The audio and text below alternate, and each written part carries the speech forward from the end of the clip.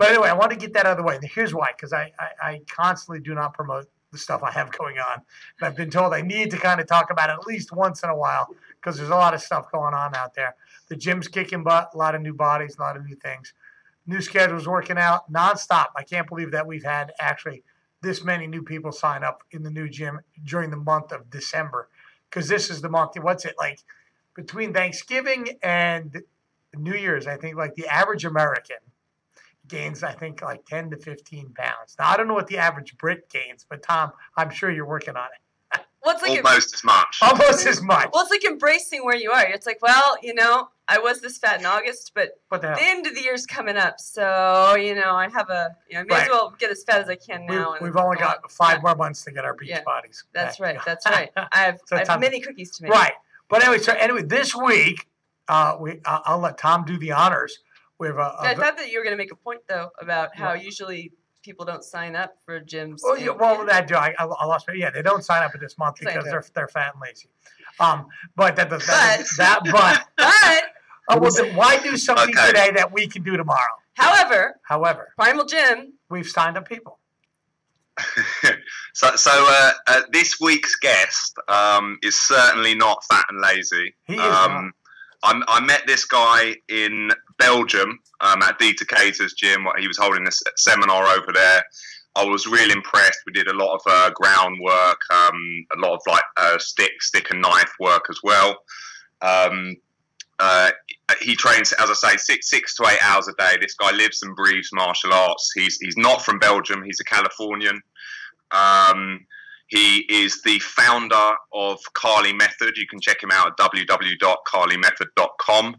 And he is my main man, Jason Cruz. Welcome to the show, Jason. Hello, thank you. Jason. Welcome to Primal Radio, man. I'm on here with the guys. You are. Amazing. The big time. You have made it.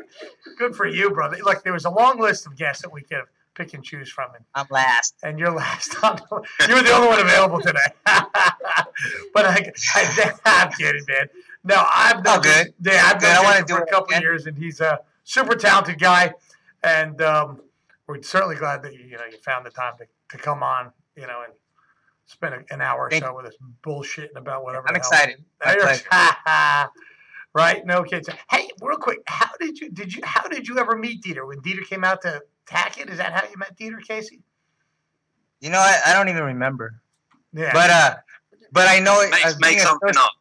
Yeah. Well, no, being associated with the Wednesday night group, I was going there for a while, and you know Mr. Tackett, you know a lot of people. Right. I mean, you meet a lot of people. You do. And that's how we connected, and he was interested. He's an open-minded martial artist, so no doubt. He always like to learn, just like learning from you, learning from everybody that he feels is good. And luckily, I was one of them. Right. No doubt. Hey, the whole show is about martial arts and what you're doing, what you've created out there. I have been fortunate enough to be in your gym, your dojo. Is it the same location or did you move? Yeah, no, it's the same location. But last time you came, it was all concrete, which was awesome. But as I got older, you don't want to fall on concrete. I want mats now. Yeah, so, I'm right there with you. As you can see here, we have mat. Well, you can't see. I don't know if you can see, but we have mats here. They're spring loaded with tires now, so they're judo mats now. Oh, nice. So, how did you, get started doing all this stuff? Did you do it as a little kid or martial arts? Yeah. I mean, I love martial arts. My uncle, my dad, they're Aikidoists and no kidding. Karateka. They're karate people. Yeah. Shorin-ryu, Shotokan.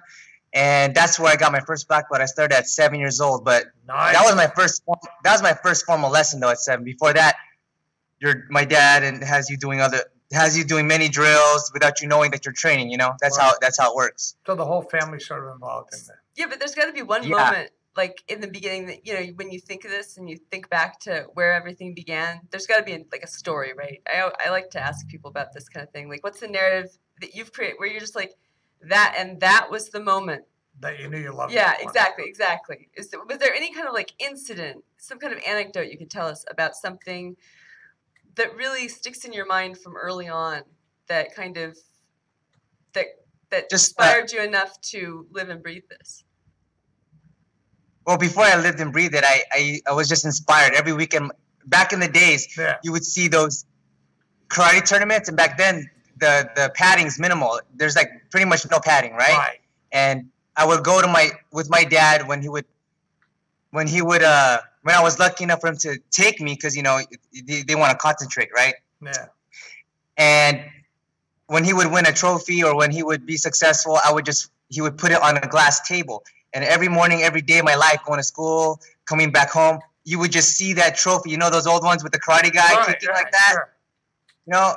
And just, wow, man, I want to do that one day.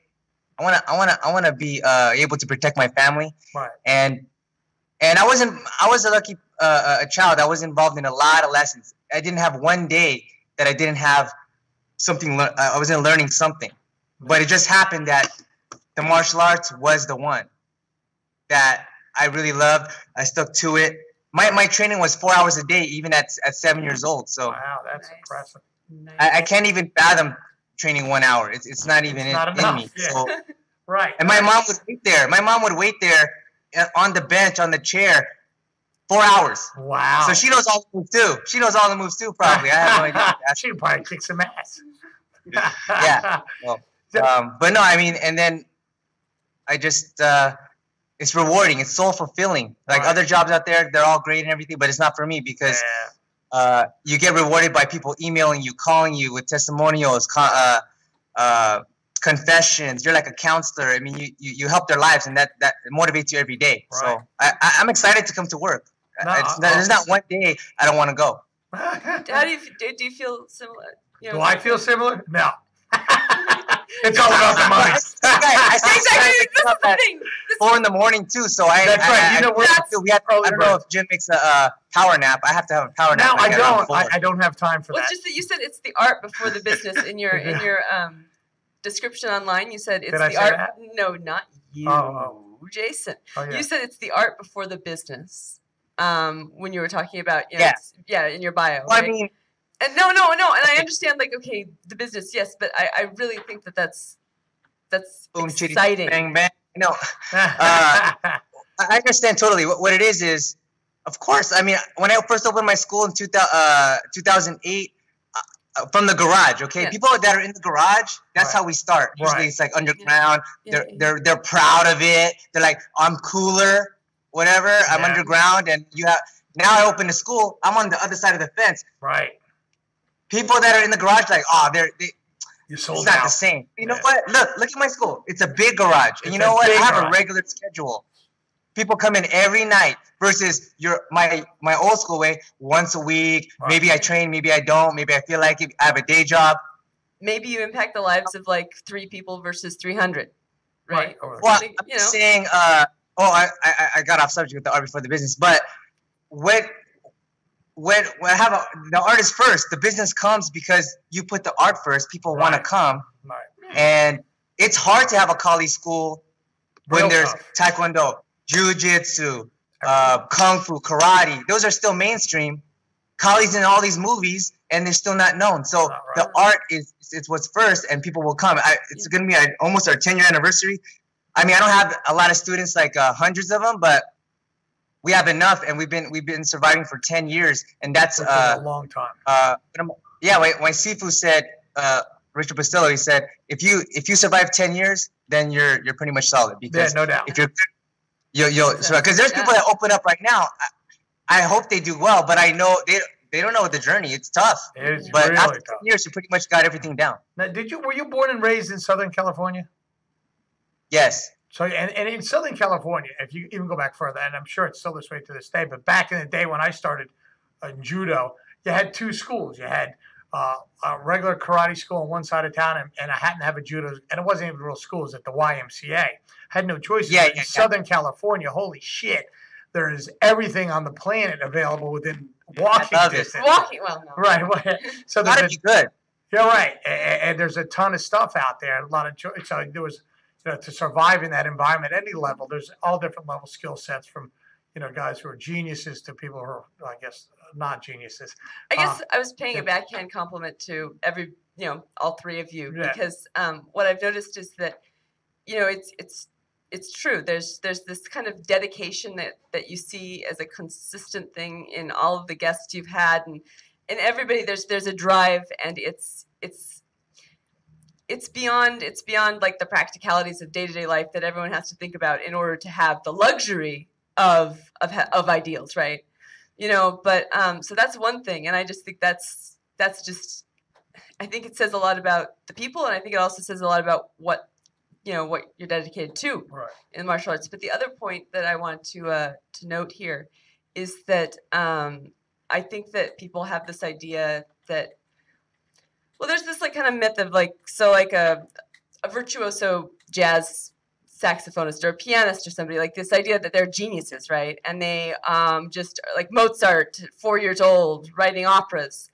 And I think that people have the same kind of, and that's a fantasy. In fact, I've spoken with a lot of people who are supposedly famous conductors or whatever, and it's a fantasy. Not a lot, like 3, okay? It's a fantasy, though. It's a myth, and really the people that are the virtuosos are in there practicing, for example, say you're a pianist or whatever, practicing for 8 hours a day, trying to get that bridge, trying to get it right. And so there's at the end of the day, it looks like magic. It looks seamless. It looks like it just kind of came together. But it's a hell of a No lot one's more seeing than all that. that hard work. Yeah, exactly. Hard work. And yeah, exactly. Hard work. Exactly. So- And I mean, it's just, I'm just, congratulations. So when you're training, That's all. Jason, Yes. do you have a set plan when you go out? Because you're training, I train a lot during the day. It's hard for me on a personal level to figure out, okay, today I'm doing this, tomorrow I'm doing this. Often it just happens during that day, whether I'm boxing or doing weapons or wrestling. Is that how it is with you, or you have a schedule? I mean, you get, when I first started, you just like, I have to like, okay, what am I going to teach? Now you're just so veteran, you just. Or you can do anything. I don't even know. I could do anything. Like you just show up and okay, what I could do? I could improvise. You know. Right. Now I was referring to your personal training. Your training when you're doing your push-ups, your sit-ups, hitting the bag, or twirling the sticks. Do you go to that? Do you go to your garage, your gigantic garage there, your gym, and say, "Hey, today I'm doing this," or do you just go there and it just happens? I just go there and it just happens. Bingo! Exactly. I work out whatever. Like sometimes I just. To some people, they want to understand, but once I step on the mat or once I have this connection, it tells me what to do. And you could be there all day. All day. My students have to kick me out of this place. I mean, I'm at the peak of meaning that I'm not too young. Like I was the young guy or young instructor, and I'm not the old generation. I'm not the young generation. I'm not the old generation. I'm the generation right now. I'm in the present. You know those heydays when they go, I train. You don't know when the heydays are until you're old. Right. You don't know when the heydays. This is the heydays right now. We're training 6 hours a night. Right. We look back on it like, wow, those were the days. But we don't look at it like that right now. Right. But yeah, I mean, to answer your question, yeah, I just improvise. I pretty much just work on what my body can do. Right. So in any particular, I do the same. I get there and I go, I don't know what I'm doing half the time, and it, but yeah, it just happens for me. And it's the same thing with teaching class. As we've kind of discussed, and as far as the preparation for the radio show Tom talks about, I just go to class. I do have notes and ideas and thoughts, and then it's very organic. It just happens in the moment. Oh, you know what? Let's do this.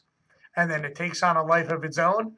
And and God willing, get successful. And so far, obviously, people have found that it's been successful for you. They enjoy to have you coming out there. I mean, exactly. I was gonna tell you back when I work out myself and I choose a subject or it chooses me. What we're trying to talk about here. I get possessed. Yeah. I mean, I'll do one move 1,000 times, and just right there before anybody can bother me, I'm in my zone. Don't bother me. I'm doing my 1,000 reps right now. And people don't understand that. It's just, if I shake somebody's hand, I know they did 10,000 reps in something. I know if they did. Right. No, it's funny because I've done it. You just get possessed. That's my training. I just get possessed. I'll do one thing 1,000 times in one night. It only takes an hour or two. Well, you know, what's funny is that when I was talking about the kind of like the non-organic or the thing that takes hard work, I wasn't talking about the training. The training just is, right? That just is. I was talking about the achievement of growing a business dedicated to a specific martial art or martial arts in general. It strikes. I've known. You remind me of artists in New York, for example. We are artists. Exactly. And I'm bringing that back. I mean, people thinking martial arts like we're just brute. No. Kind of people. No. We are. It takes brains. Yeah. It takes brain, hard work, discipline. If everybody studied martial arts, at least a curriculum in school, right, their success in everything would be. I mean, they would be successful in most things because they overcome obstacles. Mm-hmm. Yeah, I agree with that. Now, when you were, that's why I love teaching the kids class. We don't even have a kids class now because my kids are grown up. I only had a kids class because I had kids. Right. Now they're teenagers, so now we have a teen class. Tell me, when you were doing, obviously your father, your uncles, and being something, all the different possible influences. Who were some of the influences? Like, obviously, I heard you mention Richard Bastilio, and I know you train with Hickson and Cron. These guys have been an important part of your study and your growth. Yeah. Bruce Lee, of course, yeah. So how long? Did you train with Richard a lot? Richard Bastilio, or what was that? Did you train with Richard Bastilio a lot? Was he? Not as much as I wanted to, you know. But he was I did when I was younger. As soon as I got my license, I started understanding people. We live in California, man. Okay, as soon as I got my license, I drove down to his school. I was like, wow, this is 70 miles away, whatever, right? I saved up $80 because I called him. Hey, what's it like over there? I'm like a kid, want to go over there and train. And he would answer the phone. He would answer his own emails, all these things. I'm like, wow, this guy's actually answering his calls, and he's the original Bruce Lee student. Wow. Yeah. So I went there. I bought these Thai pads. I still have over there. $80. Yeah. And he didn't charge me for the lesson because he knew I was a huge fan. I wanted to train. I touch all those Bruce Lee memorabilia and dummies, all that place. And he changed my life. I mean, and when I opened my school, he did the grand opening. He announced it to the whole world that, hey, this is my guy. He's opening a school in Claremont, Upland area. It's like the gateway to LA, So. Yeah. I was fortunate enough to train with Richard probably about a dozen times. Seminars here in Jersey, there were several people he would go out and visit. One of them was a gentleman by the name of Joe Park, who has a school in Atlantic City. So I would go down there and see him train. Always very nice, very respectful guy. Actually, there's a story about Richard. We were in 2008, Jason, I don't know if you did you go up to Seattle to the Bruce Lee Foundation thing in Seattle in 2008? No, I wanted to, though. Yeah, so I went there, and the idea of this Bruce Lee Foundation stuff was to have all the different generations from early on up to the modern Chinatown era, and all share ideas and do seminars. I was fortunate enough to teach here, Tackett talk there. Honor. Well, yeah, a bunch of people had taught there at the time, and then anyway, one of the things we're doing some kind of sparring, and I happened to be moving around with Vince Raimondi, and I'm moving around with Vince, and we're I tell we're trying to like finger jab at each other and do whatever, and whatever happened, it looked like we were serious, and just like in the movies, the crowd opened up, and there's me and Vince in the middle of the crowd dancing around each other, throwing shots at each other, and Vince did a finger jab at me, and he slit the top of my eyelid, and there's blood coming down my face. It was awesome, and we're moving around, swinging, and we're not really trying to hurt. We're just playing the game of tag. And everyone's back, and it was very entertaining for everyone. I get off, and I walk out in the hallway, and Richard knew me and looked at me and goes, "You're fucked up." That was his whole response. Oh, he's a great guy. He was a great guy. It was fantastic. So he's so approachable. That's why I liked him. He's so approachable. How did you come up? You just because you were down there. How did you find Tim Tackett? Well, you know what? I'm a huge Bruce Lee fan. I had zero. I mean, I know every single movie by heart, all that, whatever. But being a Jeet Kune Do fan or fanatic as a kid, you research. Sure. You research like, what? Who's that guy? Okay, where did he come from? What's his background? And then you hear the stories, and then you start learning. Daniel Lee, Jerry Poteet. You start learning all these original Bruce Lee students, and who is. Better at sparring, who attended the most, who was good at what, and you become an addict, and you just want to learn the history. Like I like to go backwards, to know where I'm coming from. Right. So because there's a rich history there. I mean, Tim has a lot of that when you talk to these guys. I love hearing his stories, and Bob when he was alive, and who was who and who did what. It's very fascinating. I can't tell. I mean, that's what I mean, when they're teaching me now, I mean, I'm technique school and all that, whatever, technique school, but I'm like, tell me the story. Right. I want to hear the story. I want to hear the because story. that's the unwritten. That's not in the documents. That's not in the movie. That's not in the books. Right. This is like with the Bob Brammer thing when they were like, we were practicing in the living room, and then we kicked the frames off the wall, and then Linda I like those things. I like those stories because that lives within me, and few people know those stories, so you feel special. Right. No, absolutely. The first time I was in the garage, I won't tell the whole story anyway. So I'm in there, and after one of the greatest things about it is after the work, we worked out for 2 hours. I got to teach. I had Bob there and Jim and Tim and a couple other individuals out, the guys training, and then the garage door goes down. And that's sort of where the great stories and the party begins, so to speak. And I remember sitting there going, I can't believe I'm here. It was so surreal. That's right. Right. That's right. We got to remember that feeling. Right. It was really something special. I could never recreate that moment. It was magical. But it's magical. It's magical that people. It's magical. People don't know that word, but it does exist. It does. Well, I think a Tinder date for Tom, if memory serves, called him magical once. But what I was actually going to say is that in terms of the commonality between the descriptions that you started with, the image of the trophy on the glass table, right?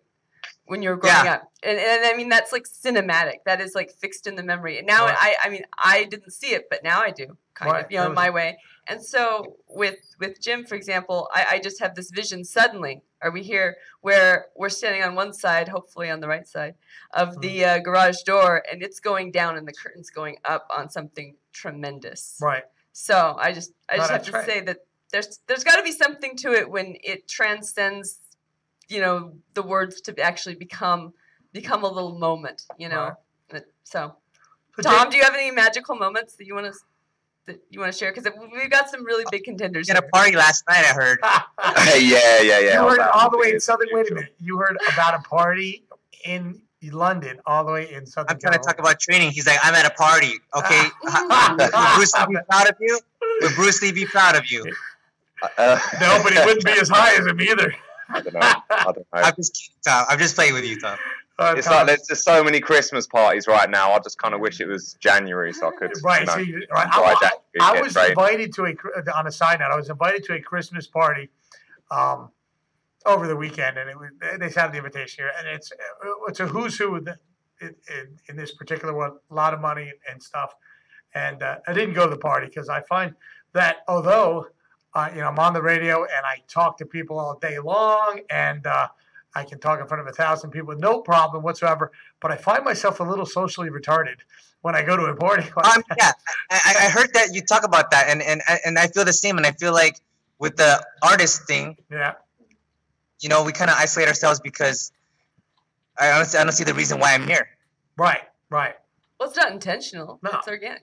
It's just exactly. If you don't have something they think you're stuck up. They think you're a snob. They think you're stuck up. I'm like, no, I don't know what I'm doing here. I don't know something else. It doesn't matter what it is. If it's something that you can't stop doing, and it doesn't happen to be like speed or something, but it's something that you can't stop doing and you can't not live, your life without, and somebody doesn't know that feeling, you can't translate it for them. You can't. It's like jazz. If you don't get it, you never will. So Jason, before opening up the school or doing the school, you were in the real corporate world, or did you have for lack of a better word, did you have a real job? Punch a clock somewhere. I never had a job really. I only had 2 jobs. I only had 2 jobs. 2 jobs. I was 18. Because my brain is so fast. It's faster than my body. I'm saying, okay, look at this. My first job, I was vacuuming, and I moved the clothing rack. I vacuumed under the clothing rack. I did not know job culture. All I knew was excellence because of martial arts, right? Yeah. I vacuumed under the clothing rack, and the manager gave me a raise. I was only working there 2 weeks. I told everybody, I told all my coworkers, man, I just vacuumed under there, and they gave me a 50 cents raise, and they were so mad because they've been working there for 4 years. And they never vacuumed under the coat rack. I didn't know that you have to do less. Right. So I was like, the manager told me you can't tell people that. So, anyways, I quit. The real jobs I had, I quit after 2 months. I never worked for more than 2 months. After that, I've been self-employed since I'm 18 years old. Wow, good for you. And as far as college, I had 2 years of college when I was 18 years old. Right. Already, I knew I could finish. Yeah. But why do I have to waste my life in something I don't want to? My dad knew I mean. I knew I could do it if I wanted, but why am I going to waste my life proving something to people that don't even care about me? Right. So I just did what my dad believed in me. Said, hey, do what you want. That's great. I did any ideas I had, he supported. I did this, I did that, I did this, I did that. I did detailing cars, I did this, I did that. And then I was successful a little bit in real estate. Mm-hmm. After the California whatever crash, I was like, man, look, I told my wife, my beautiful wife, I said, hey, can I just do what I love? And she goes, let's just do what you love. And then we lived in our first school. And, those are the best times of my life because nowadays people are in their room with their iPhone, iPad. Everybody's separate in their own room. Right. When we lived in our school for the first year before we were able to have 2 places again, we were the closest. We talked the most. We had this small fridge. We fit everything in that small fridge, and we cooked. We bought food fresh every day. Yeah. We don't go to a Costco. We don't go to Walmart. We don't go to Target. I don't even use a microwave for 10 years now. I mean, wow. It's life. I mean, people don't know what they're missing. You got to stay away from the commercialized stores, man. Right. No, that's great. I mean, that's where you lived. I knew a boxer back in the day who became a world champion. I actually used to train with him, and he lived in the boxing gym. In the ghetto. He actually lived there, slept on the couch in the back room. I helped him get a part-time job to make a little bit extra cash. But he lived it, and he became a world champion. That's passion, sacrifice. Do you know who was it? David Goggins is? Mm. He was an Navy SEAL. Phenomenal motivational speaker and stuff, and he talks about to get what you want in life. You can Google him, right? And he's got great speeches.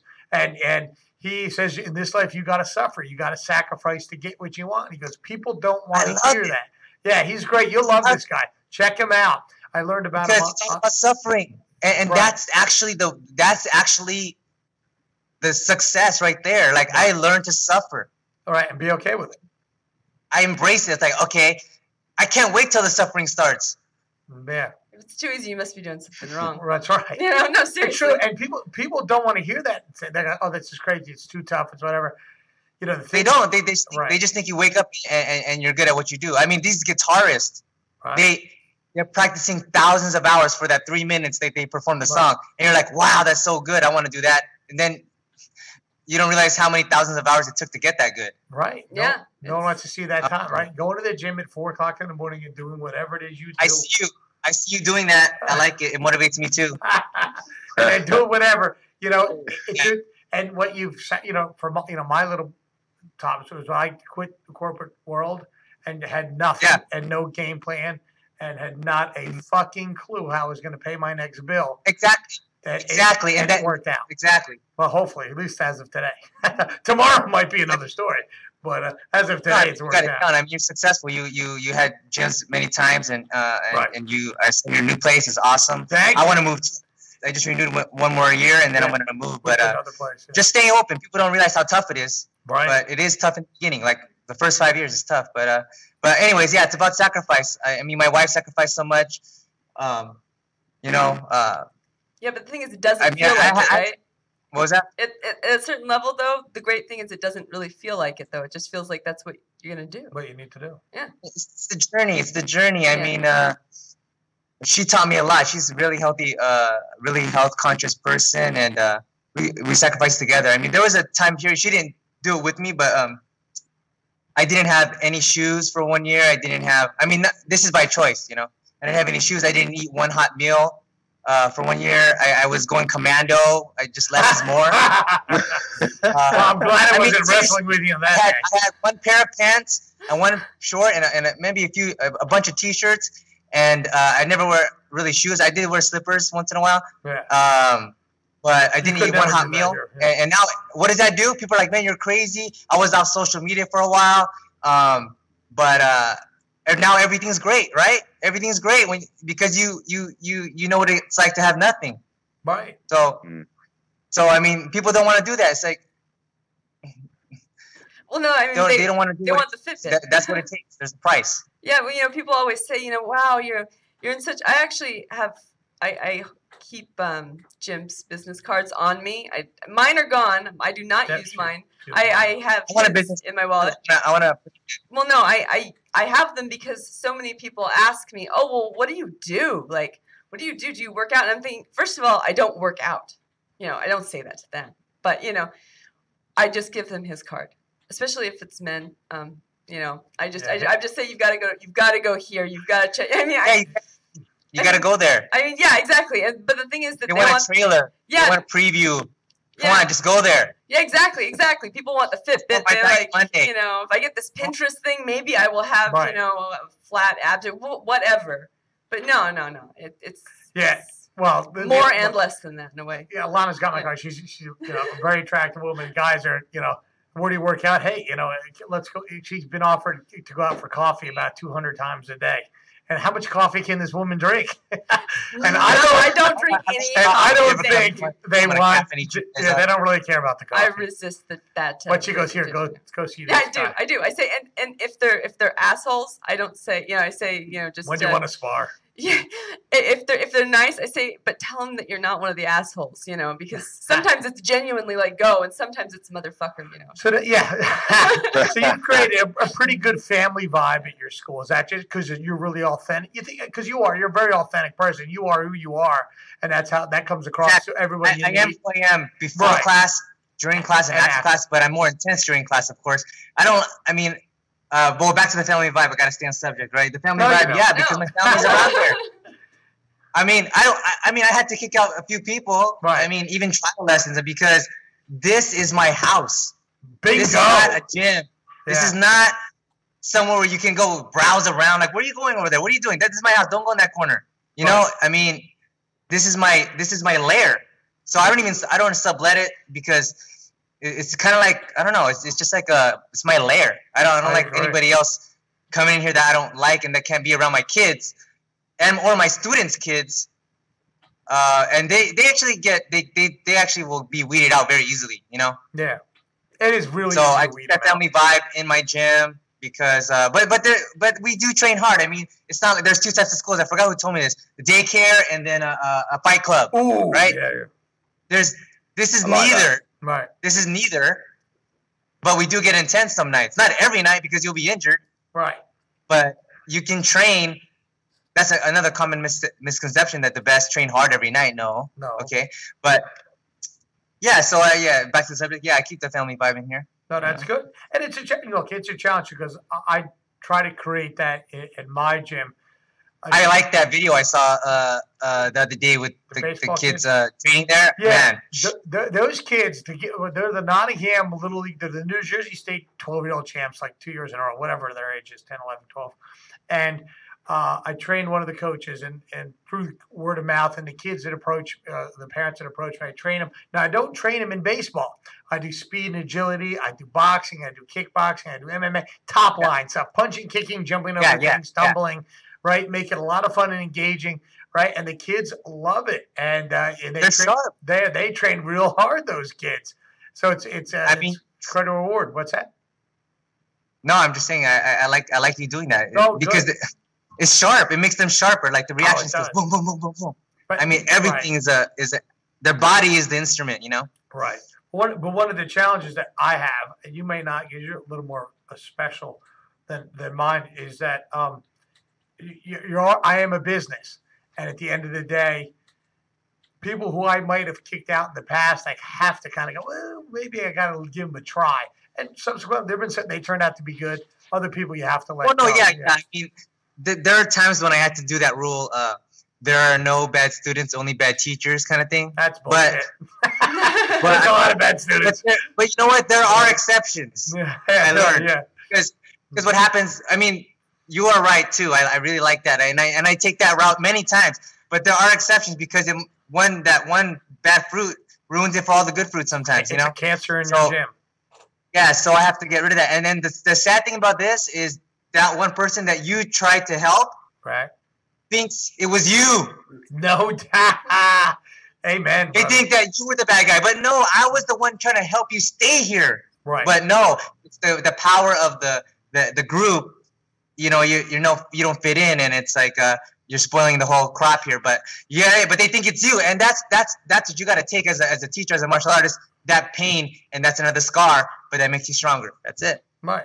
No, it absolutely does. And it's tough. Hey, it's quite a challenge. Now what's that, Tom? Did you say something? No, I didn't. No. Oh, no. Now, why would you, Levy? Have you been dating anybody lately? Why would you want to talk on a radio chat show, Tom? You guys are doing a great job. Well, because you have been, quiet in the last couple of episodes. So, are you hungover? Are you under contract negotiations with Gene? Is there something I need to be aware of? Or you be leaving to start your own? Is there someone else? Is there another DJ you're seeing? I'll do a little monologue then. So please. Just when I met, so I always find inspiring when I meet people who are kind of more dedicated than I am. I think I'm reasonably dedicated. So meeting someone like Dieter, meeting someone like Jason, you want to be around people like that. And I think Alana was saying about sort of magical moments, and I've had the pleasure of hanging out with Jason and his family, and they really do treat you like part of the family.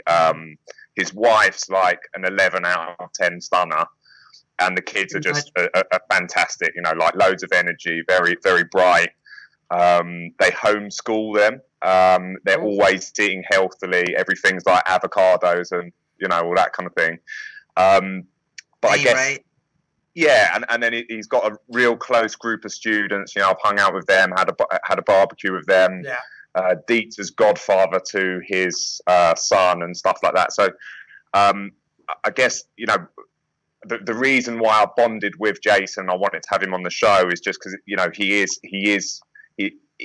is living a martial arts lifestyle. It's not just he is someone who goes and does martial arts and then he goes home at the end of the day and he goes back to being a family man and this, that, and the other. It's all day, every day. He is a martial arts man. Thank you. That's a question. That's just a big statement. Thank you. So I mean, I read this autobiography. No, it's biography of Daniel Santo. I remember I bought this book, and it's a rare one. It's a white one. The man, the myth, the legend. I think something like that. But I have it, and it talks about the relationship with his daughter, Diana Lee, and it talks about how he would just keep training, and she was just always missing him, and kind of. Yeah. So I'm trying to balance that too, because I come home late, and they wait up for me till midnight, 1 in the morning. Yeah. And I start at 6 sometimes, and then go till midnight.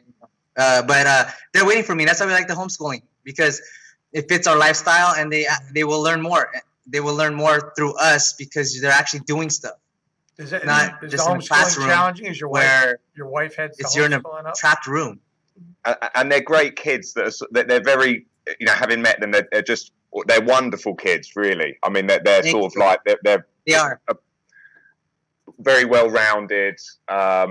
Very polite, etc., etc. Now, I probably have a slightly negative opinion sometimes of the Hollywood Californian lifestyle. I'm also from Southern California, so you better watch out here, Tom. We're gonna band against you. Well, I think there's sadly some truth in it, and a friend of mine's married a girl who was raised in London because her parents, who were kind of Hollywood film producers, that they just felt they didn't want their kid to grow up like some of the other kind of Hollywood brat kids that they met. And she's a lovely girl, very well rounded as well. But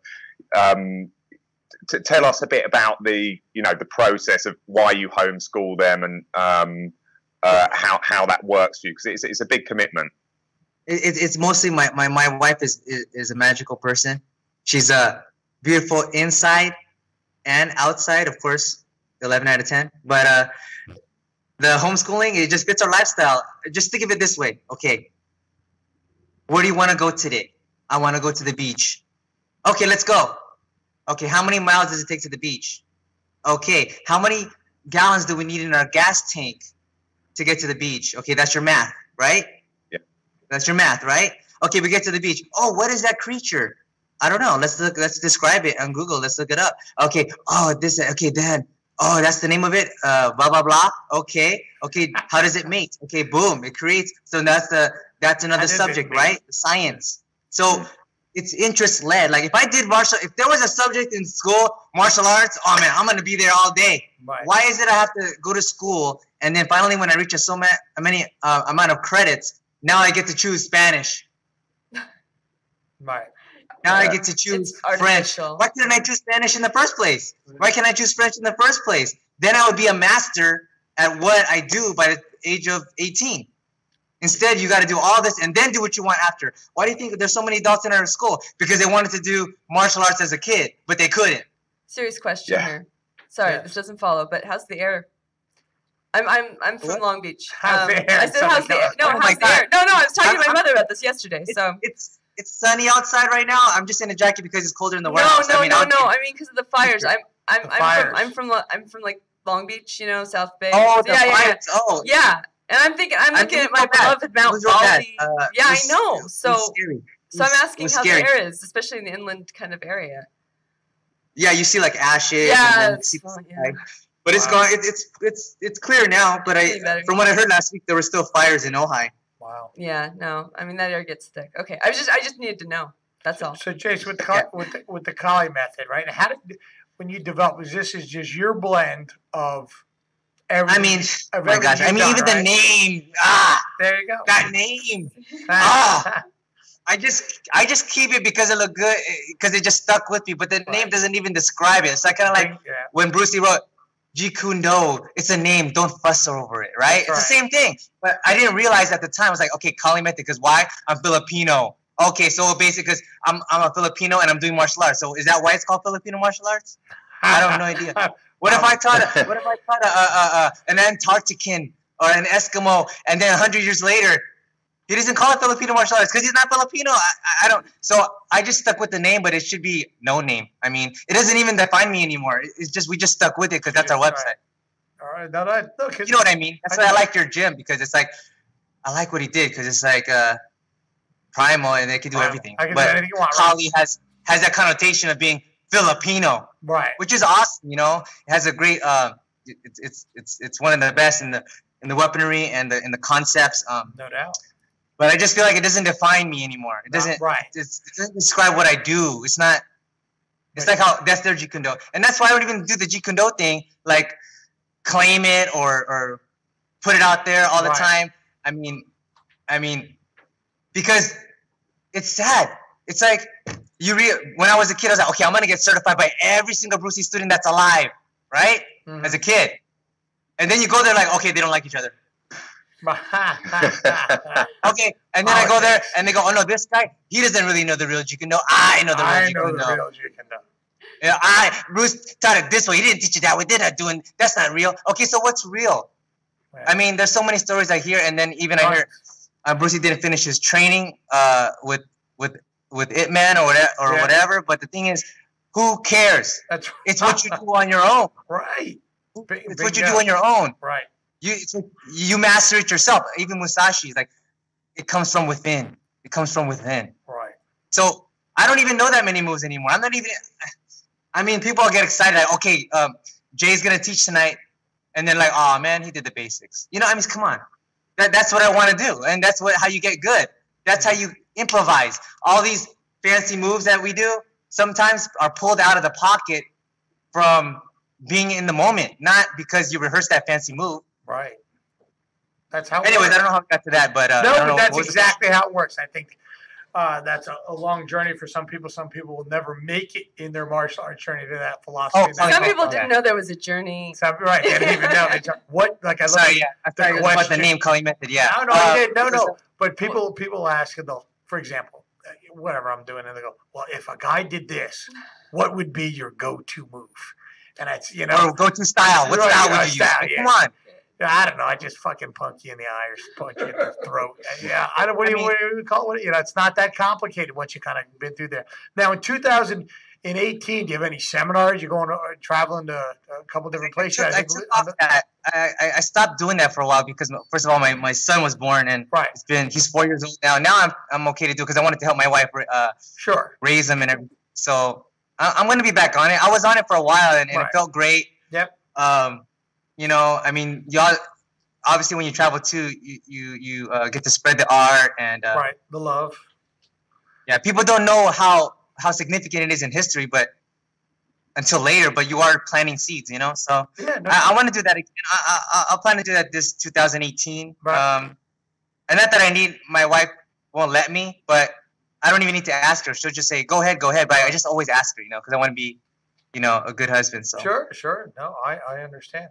Yeah. So people if people want to, she'll let me do whatever. But I just want to ask her all the time. They want to get a hold of you. They just find you on KaliMethod.com. Is there another way to find you on Facebook and?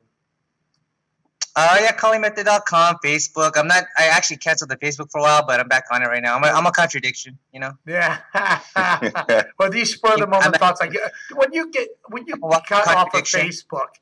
So walk me through that moment. You go, fuck Facebook. I'm signing out. I don't want to deal with it. Is there something that's gets you annoyed on Facebook that you checking out? Is it a personal thing? Is it something someone said? Waste of time sometimes. Like for example, you're like, oh, I got to be more on it to tell people what I'm doing. I know I got to do that too, and I'm getting better at that. And I'm always in a constant battle of should I publicize more or should I just stick to myself? For example, like the other week, I was thinking in my mind, I should just take down my website. I'm already happy. I don't want to invite anybody new right now. I just want to cancel my website. I already have just take off the sign off my school, but we'll still be having the schedule. Yeah. And then everybody's gonna chatter. Oh, what happened to that school? Oh, they went away. So what? I don't care what they think. I'm still here training, but you get it? I mean, I'm in a constant battle like that, but I'm not. I'm on it right now. You ever hear the term? And I've used it. Was right. When you're in your own head, you're behind enemy lines. so you're having this conversation right in your head, going, "I should do this. I should do that." I do the same thing. And how do we react and respond to that? Facebook, business, Snapchat, all that stuff. It doesn't corrupt an ideal. It's it's not like it makes something less pure or. I mean, it's great. No. It's just an inevitable necessity. It's just there, and that doesn't jeopardize or cheapen anything. No. You got to keep the website up because you don't. No, I know. I do like the connections I have on Facebook. I can contact people and stuff like that. No, I know you're not going off. I'm just saying though, like those fits of madness. I understand. That like, screw this. I'm just gonna retreat entirely. Jason, sorry, the Panama Clothing Company. This clearly is very, is very that your company? Non-sequitur. Yeah. It's Pamana. Basically, I'm sorry. That's okay. It when you look at it, it looks like that. But it basically translates to legacy. That was the first name of my school, Legacy Martial Arts. Yeah. But then I found out like other people have Legacy Martial Arts at their school name, so I was like, And then we changed to Kali Method. So it's a homage to our first name, Pamana Legacy. So for example, your kids, your grandkids, they'll say, "Man, I'm related to. I have the McCann blood in me. I have great blood in my veins. I should be able to become great." So you're leaving a legacy, like the key to mortality, living a life worth remembering, Bruce Lee, right? So that's what we're doing it right now. I see you have Kari from Belgium as one of your models. Yeah. No, he's hot. That is so him. I see him like, hang on, did you get my good side? Should I try this? How about I ponder the thought? Look at his biceps. Oh, he's looking good over on that website. He is. So people can order this off your website? Yeah. I got to send you some stuff so you can put some stuff on too. You know, when I go to, and I was actually having this conversation the other day. I'm 225 pounds. I go to Europe, I go to Belgium or whatever country, right? And then they'll go, you know, Jim, I got you a shirt from our school, and it says whatever. Johnny's Taekwondo school. You're a large, right? And I go, yeah. A large is a fucking belly shirt on me. No. But I gracefully go, oh, thank you. Yes, I am a large. I'm a big, ugly American. I'm huge. So those size doesn't matter. It's all, I have that size. Yeah, look, that's just happened where I find. There's actually a funny video. I forget who. I think Mike Blesh and Steve Rizzo. When I was out there a couple years ago, and we were training. Good Lord, I guess is at the old Primal Academy out there, and they shot a bunch of clips. We were doing a bunch of seminars. I was working with Jason, and we were doing a movie. And Jason was, you know, whatever, threw me twisted. I'm you know, like 100 pounds bigger. But you were able to throw me, so that was good. What's that, Jason? Oh, I interrupted you, but no, I was saying, yeah, I'm 117 pounds. That's what I walk around at. Wow, not me. My right leg walks around at 117 pounds. But you just. What's my the moment when you were teaching, I really liked all those moves you were showing. Thank you. Like, it's nothing you probably haven't seen, but sometimes you see something new. You know? People don't have to rep it. Like, people go to these seminars, you have to take that move and then repeat it. They don't do it.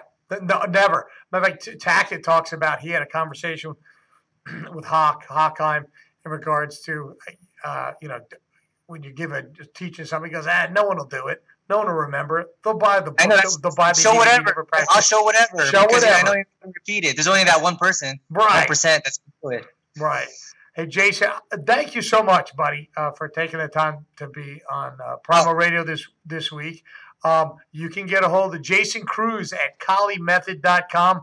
Once in a while, we'll be on Facebook.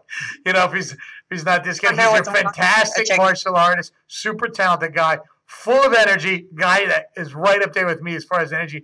I might not be able to even keep up with him, but I'll do my best. And Jason, thank you so much. I do appreciate it. Tom, do you want to promote anything in the UK before we say goodbye this week? No, nothing. I was going to say Jason does amazing Bruce Lee impressions, so I was thinking maybe we could sign out with a Bruce Lee quote or something like that. Go on, I'll do a couple. I'll put you on the spot there. Why doesn't someone pull a 45 and bang, settle it? No guns. I'm afraid of guns. Okay. Kick me. Hot chat, chicka chat. What was that? An exhibition? We need emotional content. Now try again. I said emotional content, not anger. With me, right? And then it is like a pointing away to the moon. Hey, don't concentrate on that finger, or you will miss all that heavenly glory. Awesome, Jason Cruz, ladies and gentlemen, from Collie Method. Take the eyes off your opponent, even when you bow. That's it. Well, the thing is, like, how can you be a Jeet Kune Do practitioner? I've seen Jeet Kune Do people. They haven't even watched one Bruce Lee movie. Not one. How is that possible? I know there's a lot of Sifus out there I read on Facebook. More than I can count on one hand. All right, gentlemen. Hey, this was a great show this week. Jason Cruz, CollieMethod.com. Everyone who have a Merry Christmas. And we will be back next week on Primal Radio. You can find us as well on iHeartRadio, Spreaker Radio, and a whole bunch of other venues. HamiltonRadio.net, Saturday nights, 9 p.m. UK, 9 p.m. New York time. Everybody, peace out. We're clear. Thanks, Jason. Thank you, buddy. That was a lot of fun. Did I do okay?